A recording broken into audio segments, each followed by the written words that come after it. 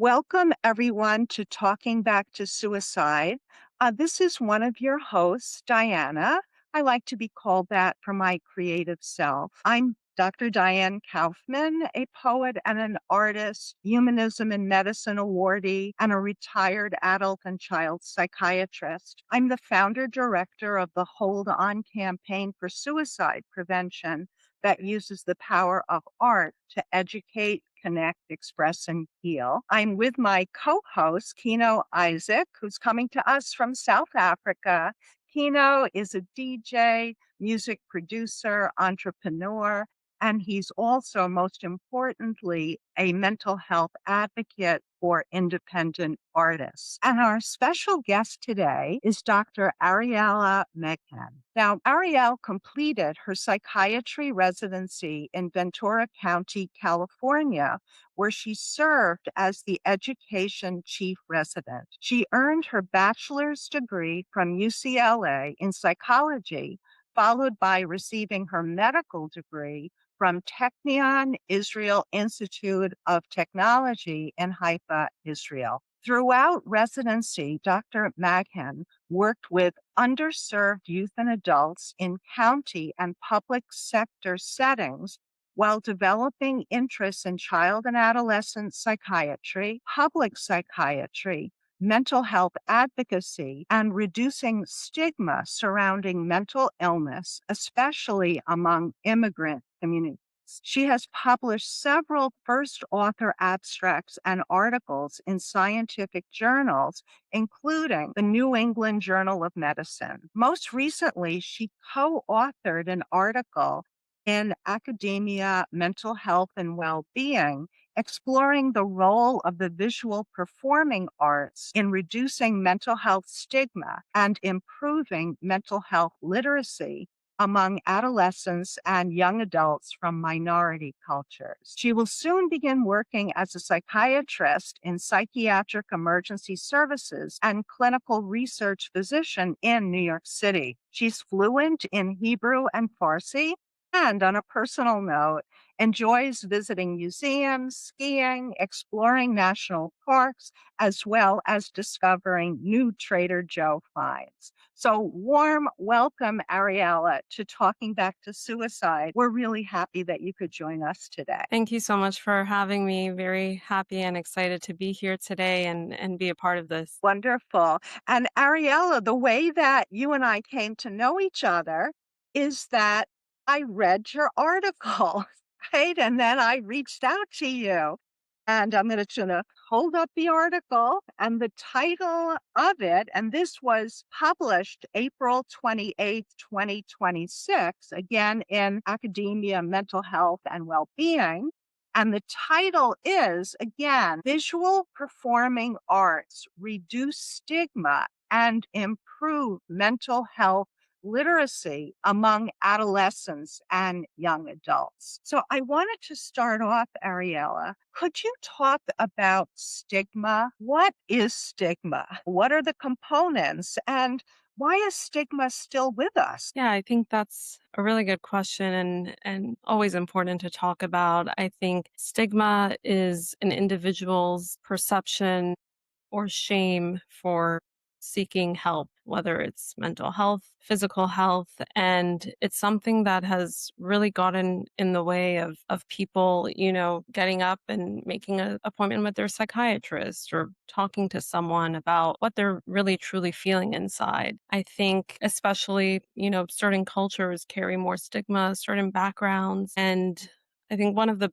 really best ways to kind of combat stigma is talking about it and creating dialogue and letting people know that you're not the only one feeling this way and it exists and what can we do about it. Say more about the perhaps the cultural influence and how that may initially play out in a family? Yeah, I think that is something I'm particularly passionate about. I grew up in a Jewish Iranian household, and I'm very proud of my heritage and where I come from. And I think at the same time, I've seen in my own personal community as well as others, there is, mental health is still, not talked about as much as, going to the doctor for someone's physical health. I think another element of that is also I was raised in an immigrant family and, my parents coming to America and, trying to survive here and wanting to uphold this feeling of, being strong and, we are in a new place and, using that as a motivation for survival and to make it here. I think that also gets in the way of, acknowledging, what people do feel inside. And I think it also extends to other communities and cultures where, we have our parents who are so hardworking and made all these sacrifices and, want us to stand tall and be strong. And I think that sometimes really gets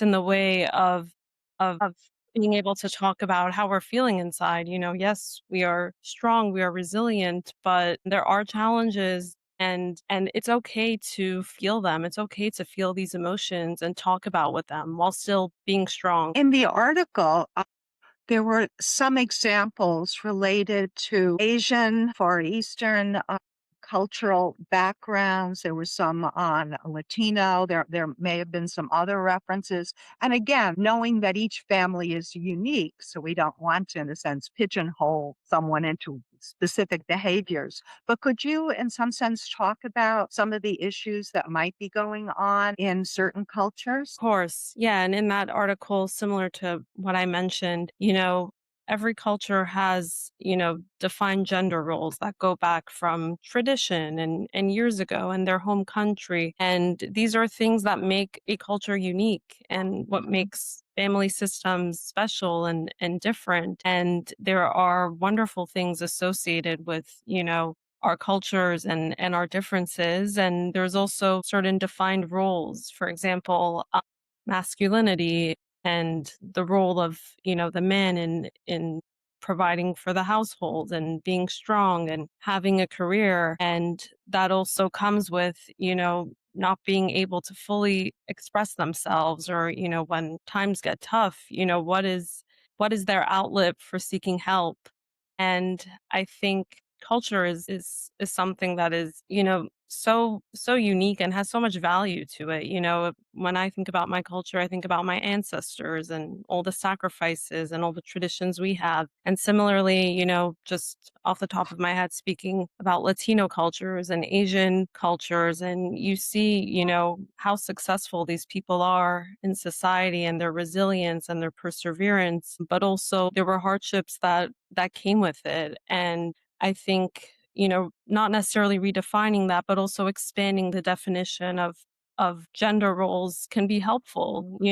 Yes, a male is in some cultures the one who has the career and supports the family financially. And it's also okay for them to have hobbies and talk about their mental health and be human. I'm glad you brought up about gender roles because, as you know, in terms of deaths by suicide, it's 3 to 4 times as many men die by suicide than women, right? So, if men could define their masculinity in a broader, more human way, and not only the man himself, we're talking about really the society because there are outside forces creating pressure in terms of creating that stigma.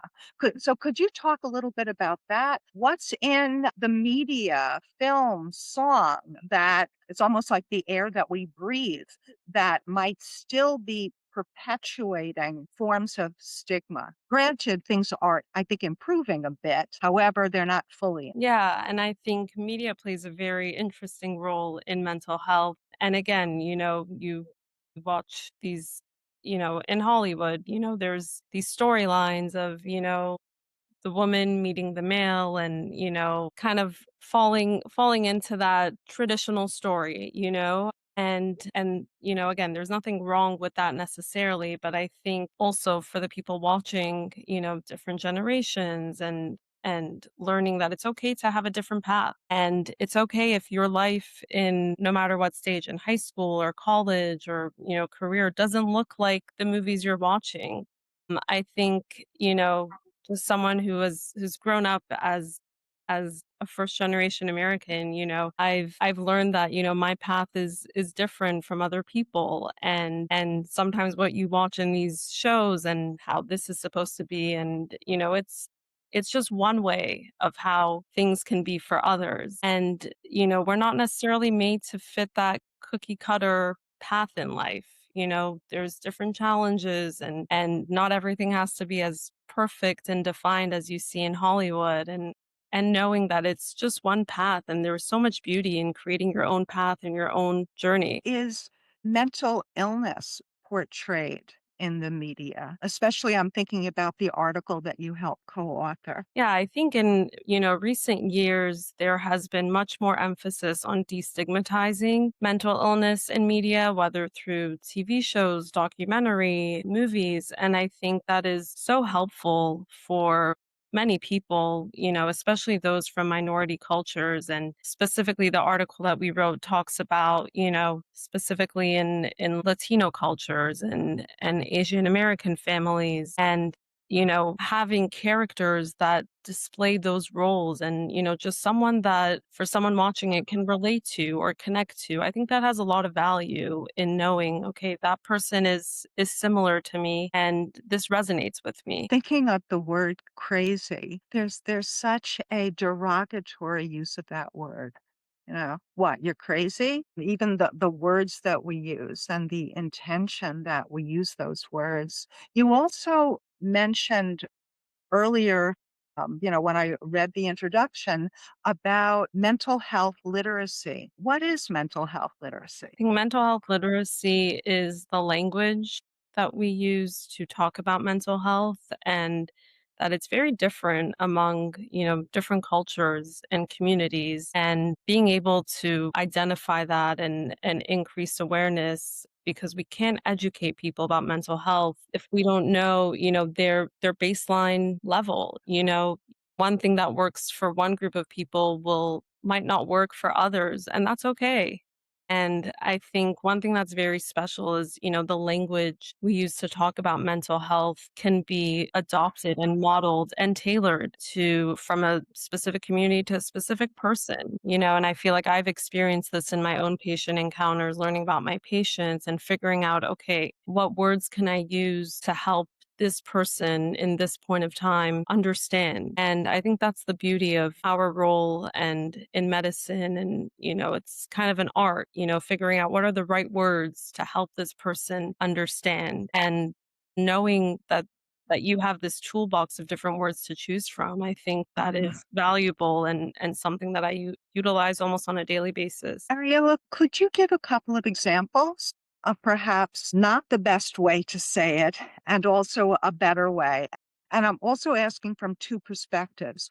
One, in your responsibilities as a psychiatrist interacting with different people who happen to be patients, and also from family members or friends in terms of how they may talk to a loved one. Yeah, and I think, for example, one thing I could think of is, let's say you have a parent coming in with their teenager or even, young adult, and the patient has already told you, hey, my family just doesn't get it. This is the first time I'm talking about it with someone. And I don't want to be a burden to them. And, right in that moment, I kind of think about, okay, what are the right words to say? How do I begin this introduction? And even something like, I understand this could be overwhelming, just put that right in front, and, kind of everyone taking a deep breath together in the same room. And this is not something easy to talk about, but I think it's important because it sounds like you care about this family member, and I want to help you find ways to support them. I think what that is, one thing that I find to be helpful, validating this is hard. This is not easy to talk about. It's overwhelming for the patient and also for the family. And, doesn't mean that the family doesn't care because the patient didn't feel comfortable talking about them. Sometimes it's they just don't know, and that's common in families. So, kind of acknowledging that, saying, I can see why this is overwhelming. I hear you. And going from there, I think is a good way to build rapport with the patient and the family, and to know we're all on the same team. And I think it's important for the patient to hear that out loud. About communication skills or mental health literacy in terms of within the family itself? What can parents say to their child? And I also want to bring up that prevention starts early in life, right? So there are skills that are being built without preventing suicide in mind. It's about helping to grow a mentally, emotionally strong individual. Could you speak to that? Yeah, I think one thing that could be helpful for even family members who don't know how to navigate this conversation, something simple like, I'm here for you, or I may not understand everything you're going through, but I want to find ways to support you. I want to be there for you. I think something as simple as that, just for the patient or, daughter or son to know that, okay, I'm not alone in this struggle, even if the people around me may not know how to help me this exact moment in time. I'm not alone. And I think that's huge. I think that can make it easier for someone to say, hey, I'm feeling worse than yesterday. I need to go to the hospital or I need to see someone. I think kind of the first step of communicating, I want to help you, even though I don't know how, I want to help you. I think that could be huge for someone struggling. And sometimes it's the simple phrases. And, this is something I learned working as a crisis text counselor back when I was in undergrad and medical school, figuring out ways to validate how someone is feeling over an online platform. And that wasn't easy. And I'm so grateful for that training to be able to understand and convey, you're not going through this alone. We're here for you. I hear you. I think that's a very powerful statement. It's three words and can let someone, take a sigh or breathe a little better, just knowing that someone hears them. I agree with you 1,000%, right? That whatever you have to say, I'm here for you. I'm not going to abandon you or reject you or judge you. I'm going to stand with you and we're going to figure this out together, right?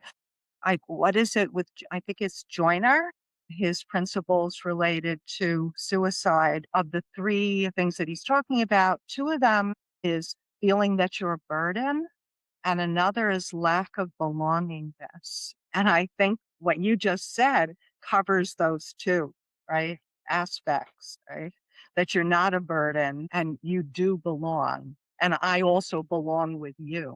Could could you share a bit of your thoughts around risk factors for suicide in the adolescent and young adult population from the clinical work that you've done? Yeah, I have a very special interest in working with children and adolescents. And I think especially in today's time, it is so hard to be a kid in this society with all the external stressors and social media. And, I think, certain risk factors, especially social isolation is one thing, and that feeling of belonging and also, growing up in a family that may not, speak about mental health or, someone dealing with a lot of stressors outside of their control. I think acknowledging that is important as well as the things within their control. And, one thing in particular is for them, on speaking with the patient, seeing their thoughts on, is this the only way they see like as an option? I think that is something that is especially concerning to any clinician.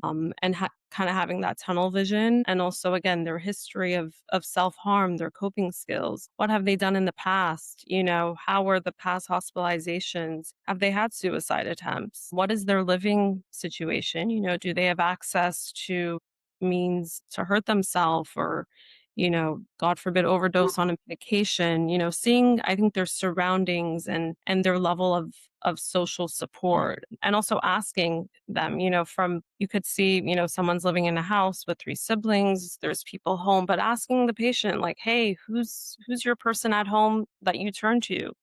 And if it's not a family member, who's the person outside the home? Sometimes it's an aunt, sometimes it's a cousin, sometimes it's a friend, and those are all acceptable people to turn to.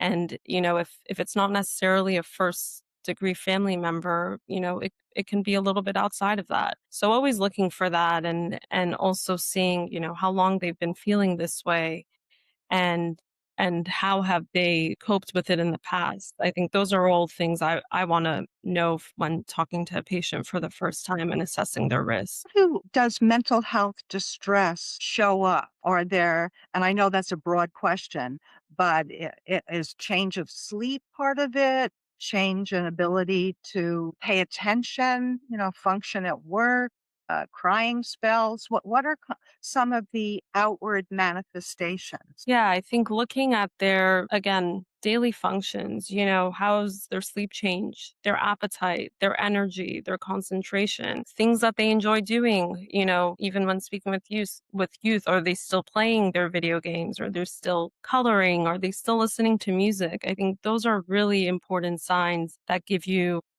a warning, like this person is off their baseline, and the mental health is really distressing them to the point that they can't function during the day. These are things that we need for survival: our sleep, the food we eat, the people we talk to, are, being able to have enough energy during the day. And I think when one of those are disrupted or more, I think those are, key features, and, something is really off, and they need help, because these are basic things that humans need for survival. And sometimes, those are the best key features to get us to think, okay, something is not right here, we need to do something. Ayala, what are your thoughts about social media, pros and cons? I think that's a very interesting question. I think, starting with the pros, I think it could give people a sense of belonging. For example, like a peer support network, especially those from, for example, or even, a source of information, finding out, there is an LGBT support group that exists, and maybe that's something I can join. Or, there is a support group for my culture, and there's an account that, posts events, and, even following mental health prevention accounts, and support groups like NAMI. I think those are things that can be informative and help someone feel less alone. At the same time, I think acknowledging the cons is really important, especially in recent years. I didn't grow up with social media, and I think times have really changed, and there is a lot of misinformation out there.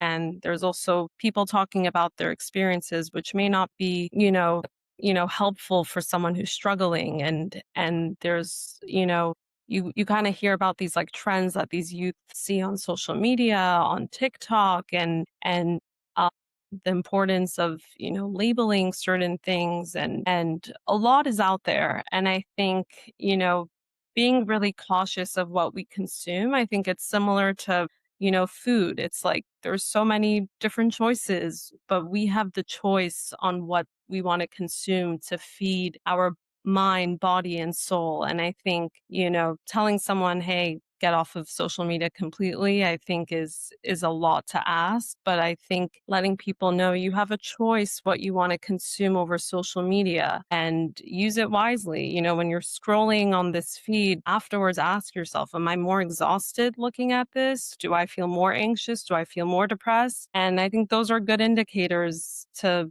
kind of let someone know, hey, this isn't healthy for me right now in this state of mind. And, at the same time, it could also help you find new coping skills, or, kind of looking at, breathing exercises, or finding things that did work for other people, and asking yourself, okay, like I tried this and this was helpful, and maybe this is an account that I want to check periodically. So I really like the analogy with food, because I think there's a lot of temptation, and thinking, is this something that feeds and nourishes, my mind, body, and soul? And if it's not, you have the choice to restrict your exposure and restrict your consumption, and that is within us. Oh, that's so well spoken. Maybe you want to do your own TikTok of what you just said. And I love the analogy with food and nourishment, because and your use of the word consume. Because as you were speaking, I was thinking social media wants to consume me, right? And that's not okay. Right. Well, what are your thoughts, Kina? Hi, Ariella. Hi. You have a really cool name, by the way. Thank you. Just putting that out there. Correct me if I'm wrong. Based on the information I have, your article or paper is also linked to visual arts. Correct. Correct. Ariella, when it comes to visual arts, and going to label it art therapy, there's this link between neuroscience, a strong link between neuroscience and art therapy. What is that link and why does it work? What happens to the brain? I think that, when someone is watching something and viewing something and making an association, hey, that's someone speaking the same language as me or someone that looks like me or looks familiar to me. I think that there is a special association that is made and is strengthened by exposing ourselves to that. And I think that's why visual performing arts is useful for, potentially combating stigma and encouraging people to get help, and especially the younger generation. They're watching these shows and seeing in like an animated series or just a documentary of something that they can connect with. I think the word connect is so important, and for them to realize, okay, if these people are having a conversation with their family, maybe I can do it too. Something that they relate to and connect with, I think is powerful. And our brain is always, it's a muscle. We kind of have to train it to and again expose ourselves to things that strengthen those muscles and help us for our survival and what is important to us. And I think that's why, incorporating especially minority cultures and figures into TV shows, films, documentaries is so powerful, because these are things people watch anyways. And, integrating things that people can relate to is huge. And sometimes they're watching this alone and they're still able to make that association and feel that they're not alone. And that, I think, makes the conversations easier. Okay. To add to what you just said, I'm thinking about mirror neurons, right? That we all have in our brain that literally if I'm watching you, Ariella, and you start to move your body in a certain way, I may unconsciously start to imitate what you're doing related to the mirror neurons in my brain. And I wonder, most likely emotionally, right, that there's that resonance and connection too that's going on. And in terms of what's happening in our brain, there's all sorts of neurotransmitter shifts that are occurring outside of our awareness. So there can be change in our dopamine levels, our serotonin, our cortisol, all related to either art making or art experiencing. Plus, we can get in the flow, right? Which is like a concentrated attention where our mind is not being distracted. And there can be, especially in art making, a tremendous sense of satisfaction and accomplishment in being in the flow.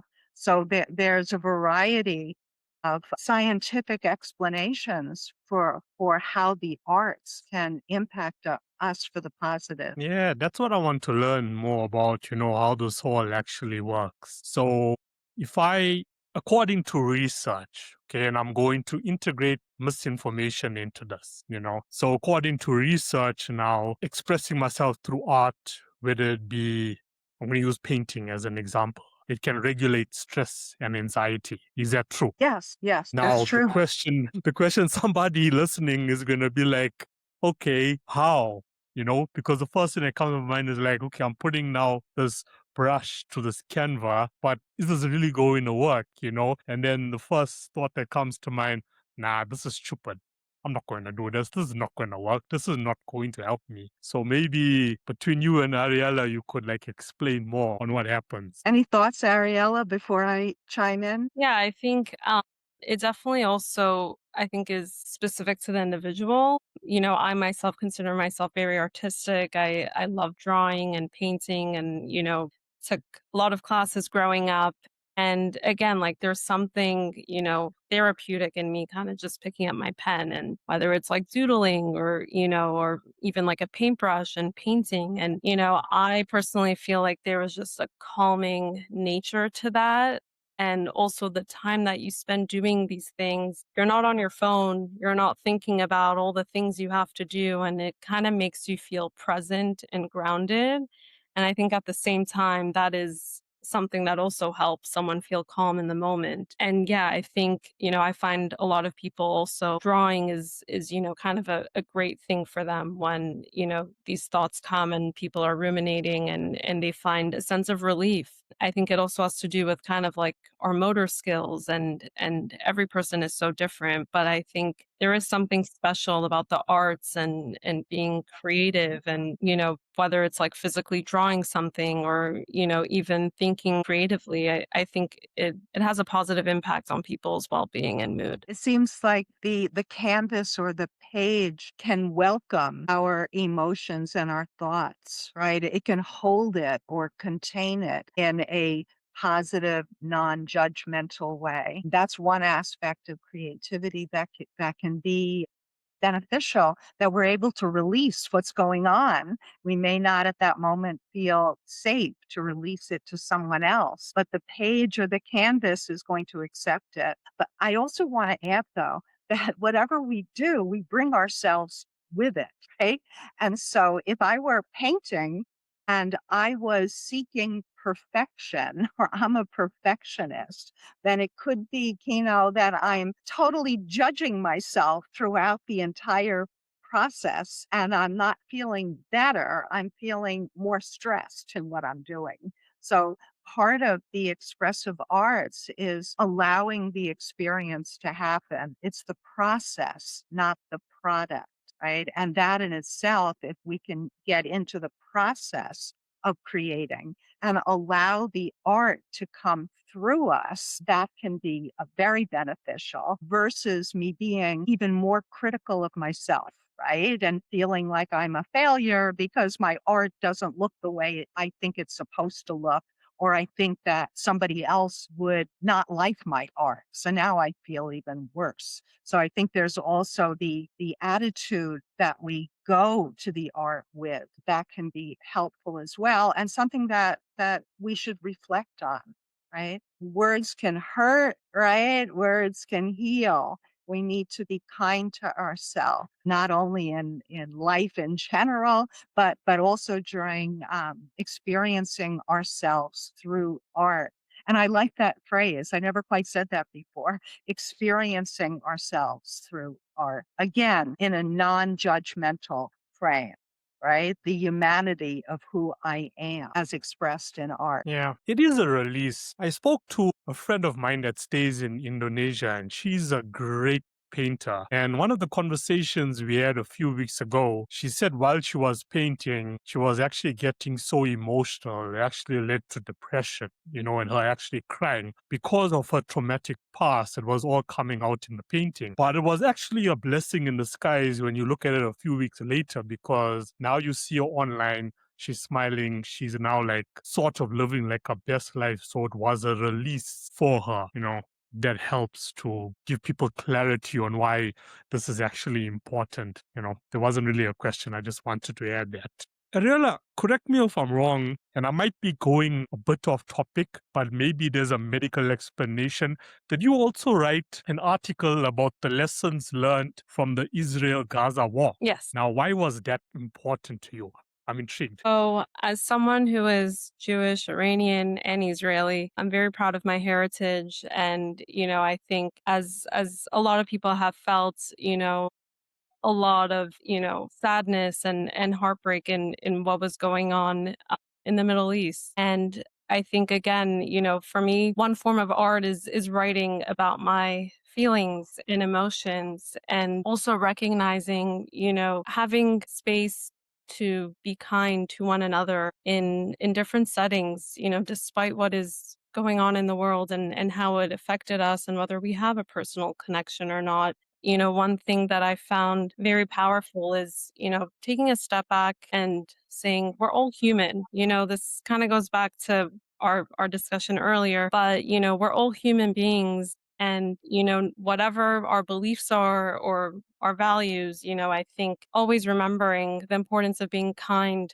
to another person, another human being, whether that's at work, whether it's, picking up something at a store and talking to someone that may be affected and just letting them know, we can all still be here and coexist peacefully, and setting that example for others and not letting, things get in the way of us being kind to each other as human beings, I think is the main message that I wanted to bring about in writing that article. And again, I found that as a therapeutic way for me to write about, the lessons that we learn from, you know, being in a time where there's a lot going on, and always, not letting us lose our humanity in any setting, I think is really important. And especially as clinicians and in mental health and in medicine, we care, we have big hearts. I think a lot of people do, and we care when we see things on the media and when we hear about things, and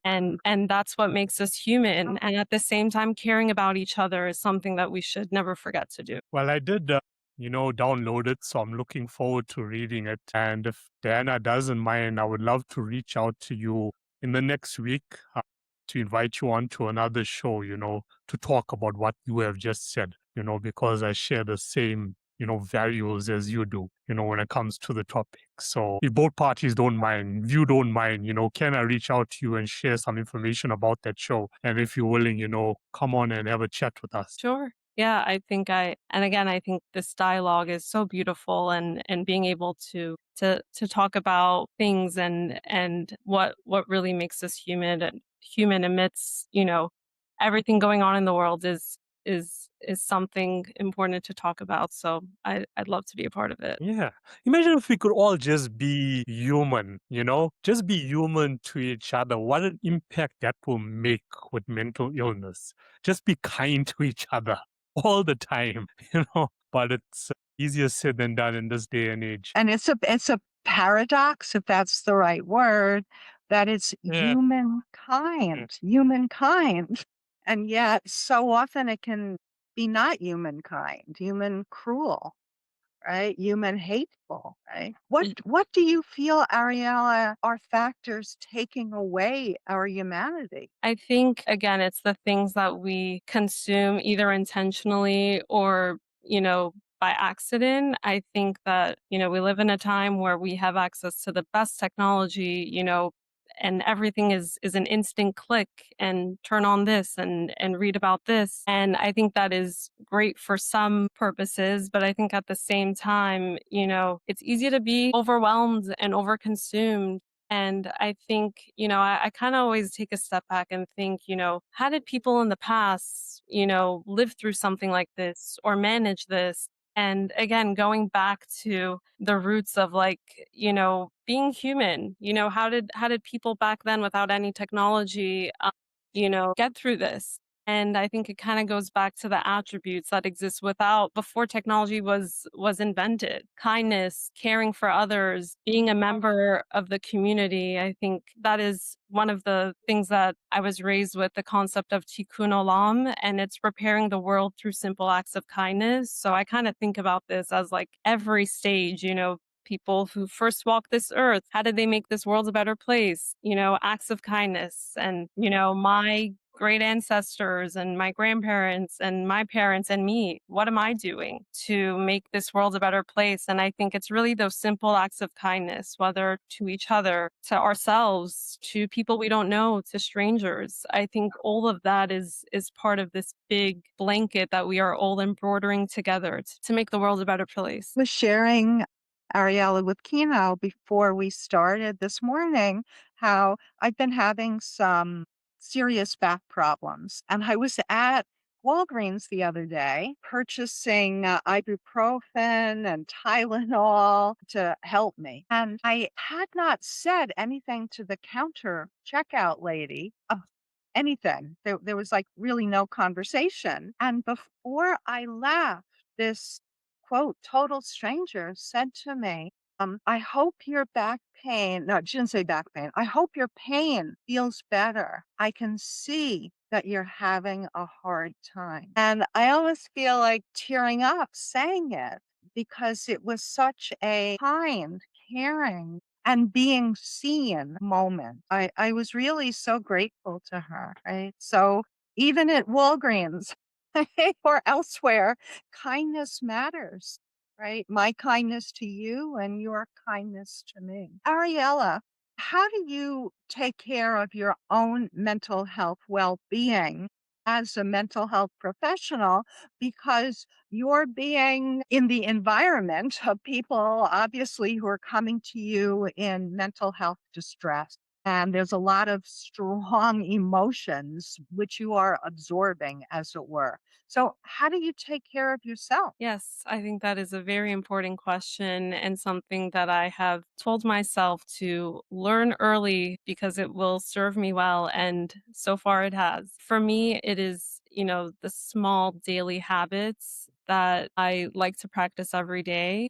And for example, waking up in the morning, and when I wake up, I get out of bed and I go for 5 to 10 minute walk. That is one of the first things I do. I don't let myself, I do open my phone, but I don't let myself, go on social media as the first thing in the morning. That has been helpful for me. And also finding a hobby and a way to get physical activity during the day, whether it's yoga, Pilates, going for a run. And sometimes this looks like 5, 10 minutes, sometimes it's an hour long. And realizing that it is the habit, not the duration necessarily, that has to be done. And again, practicing these things flexibly. Also talking to the people that are important to me, whether it's friends, families, and there's multiple ways to do this. Sometimes I don't have a time for a phone call or a FaceTime, so it's a text, or it's, sending something funny to my sisters, and or if there is time,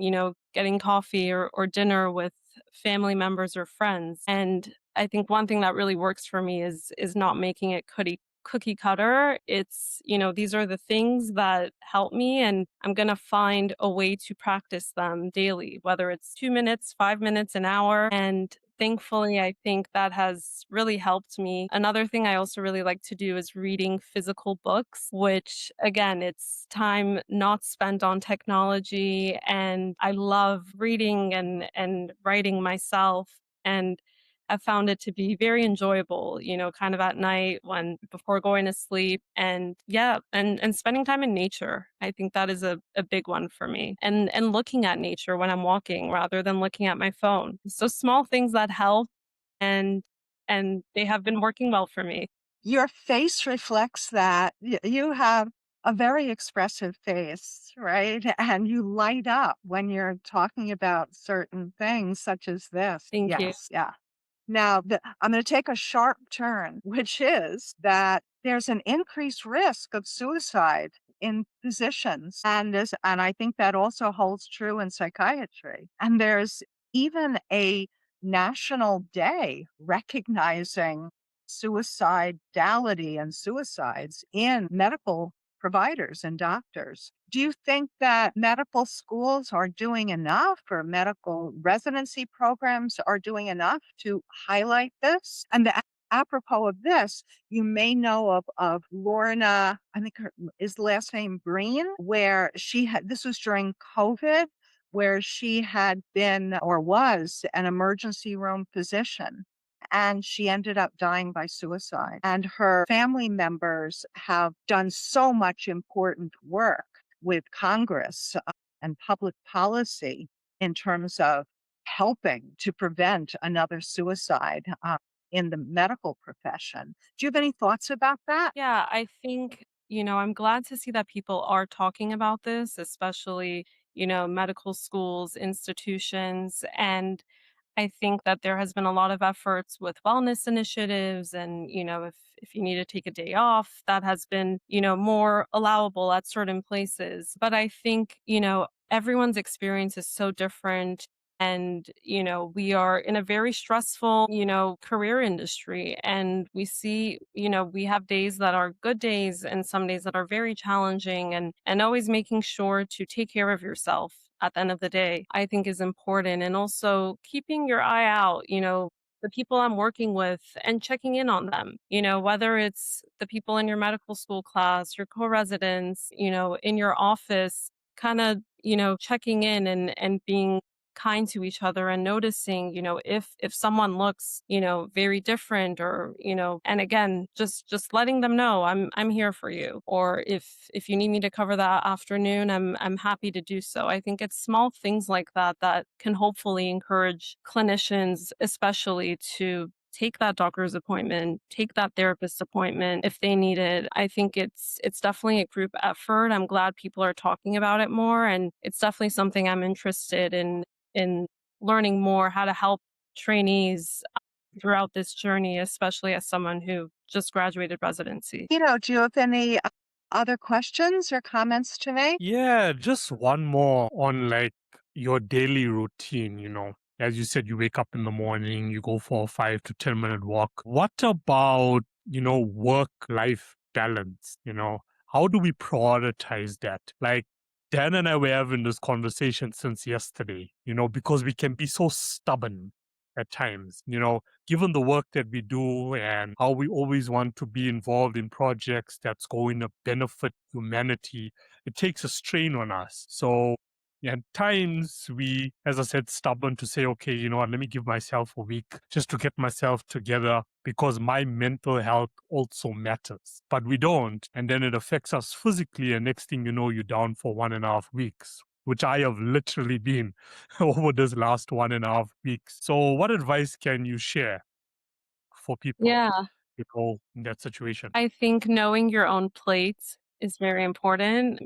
Again, I'm also someone who I love all the opportunities, the clinical work, the research, doing something like this. And there's always so many exciting things to do as a clinician and be a part of, but also knowing, okay, how does my plate look like right now? And, how do I decline something if my plate is full? And doing so in a way where maybe the opportunity can exist when I do have room, and always reminding yourself of that. It's, when I sign up to do something, I want to be my best self. I want to be most prepared. Am I able to do that right now? Maybe not. But, and, kind of acknowledging that and saying, I'm so, thank you so much for thinking of me. I would love to join, but my plate is full right now. Please keep me in mind in the future. And that's okay. It's, we can't do it all. Again, we're all human, and kind of acknowledging that, like, you still need time to eat dinner and do your hobbies and be a person outside of medicine. And, thankfully, there are so many opportunities around us. And I always tell myself, I'm not able to do it right now, but I'm sure something better will come up in the future. And I've found that to be helpful for me and my philosophy and my plate. So everyone's plate looks different, and, don't compare your plate to someone else. And always remember to have a little bit of empty space on your plate for yourself too, because that's, it's so important, and it's so easy to get caught up in everything. And always know, if I can't do this now, something better will come my way soon when I'm even more ready for it, and believing in that. Yeah. Thank you. That is so beautiful. I was thinking, Ariella, that you could do an in-person workshop on what you've been talking about in terms of mental health and your plate and what you mentioned about social media and consuming, right? And being in balance. And you could have a meal. Part of the workshop would be people eating together, right? To, I don't know, literally to embody the message. I love that. I think it's something that, like, unites everyone, and I think it's a great way to connect with people, and just to kind of all be in it together. And I think, it's not overnight that I, developed this way of thinking. I think it's, a lot of support from my family. I think, shout out to my mom when she listens to this. She is such a positive person and is always like, just keep going. Something better will come your way. And also believing in it, and also, using any challenges in life to just grow as a person, be even stronger. And,